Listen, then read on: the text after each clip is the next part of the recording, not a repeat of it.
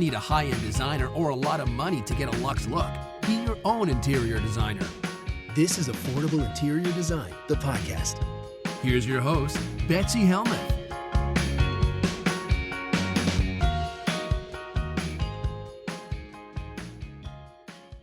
The first question comes from Georgia, and Leslie is writing in. She writes, "Hi, Betsy. I love your podcast, and I'm a longtime listener. I've submitted a picture of my kitchen keeping room. Kitchen/keeping room, excuse me. It's narrow and doesn't get a lot of natural light. I am redoing cabinetry, countertops, and paint. I was also thinking about accessible beige cabinets, aesthetic white walls, and white quartz with beige veining. I also included a picture of the tile I was thinking about. Thoughts? Do you have any other suggestions on how to lighten up the space? Pendant ideas, different paint colors, sconces, etc. I want this to be warm and inviting while still being light and airy.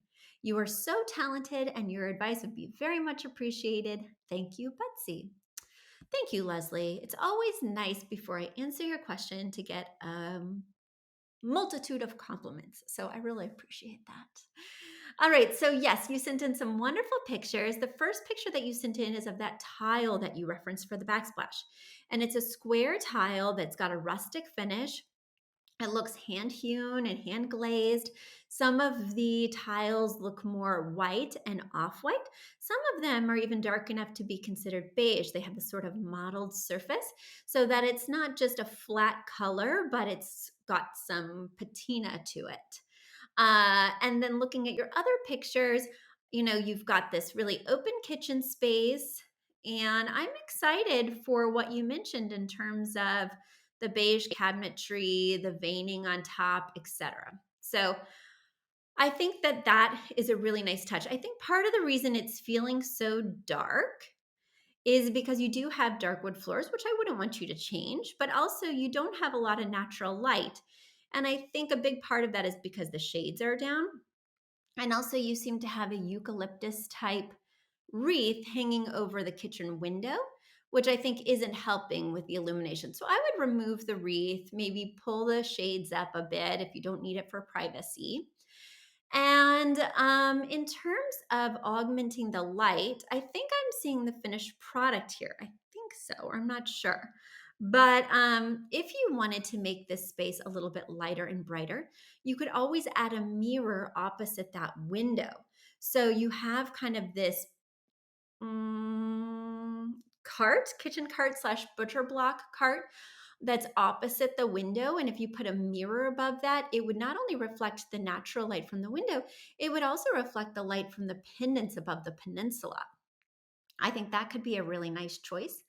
And the longer the mirror on that wall, because you do have a relatively long wall, the more it might reflect light from even the adjacent open living room. So I think that could be quite interesting. The other thing I might consider is swapping out the wooden stools. The wooden stools with the wooden floor with the beige cabinets, I think are starting to feel a little bit too brown.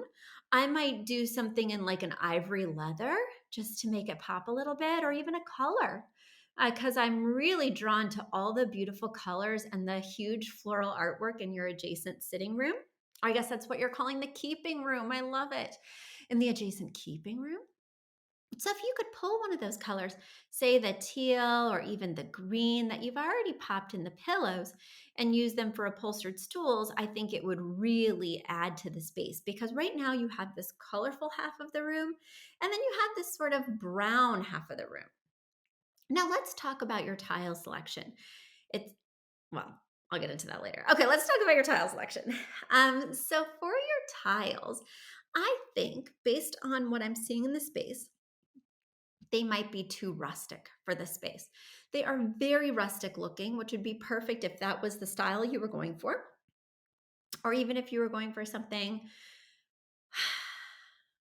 just a little bit more boho, where there's a little bit more rough edges and things like this. But it doesn't appear that that's the style you're going for in this space. So for me, it looks a little bit out of place because they are so imperfect and so well, I just didn't want to use this word again, but I will. Rustic. I would really suggest that you go in a different direction. If you don't want to do the stools in a color, it might be fun to bring a little color to this backsplash.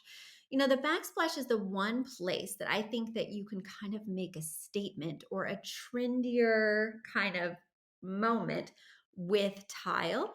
I wouldn't suggest that for the floor, for a bathroom, where it's really a large commitment and it's hard to swap it out. But for something like a backsplash, you need so little of it that it can be worth the splurge and the investment to do something rather bold.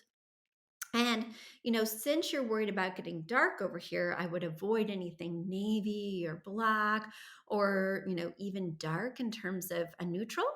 And instead, I might go for that beautiful sage green or something like that that also has a hint of warmth to it because we know that green has a little bit of yellow with it. So that's my suggestion. The other thing I'm seeing as an opportunity for color or brightness would be the rug in your kitchen.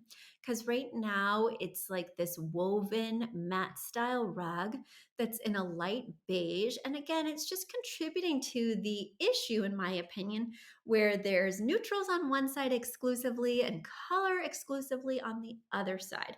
And these two spaces are not really feeling cohesive, not feeling like one because of that stark dichotomy. All right, there you go, Leslie. I hope that answered all your questions and I hope it's helped with your next selections. A big thank you to Aton and the Embassy who wrote our theme song. A shout out to Catherine Heller who owns the podcast shop and is our editor extraordinaire. We also want to thank Ginny Sunasan and her team at the Savvy Podcast Agency for their help with our social, our YouTube channel, and so much more. We also want to thank Uploft, which is our parent company who supports this podcast. And lastly, we owe a huge debt of gratitude to you. Thank you so much for tuning in and for all your support.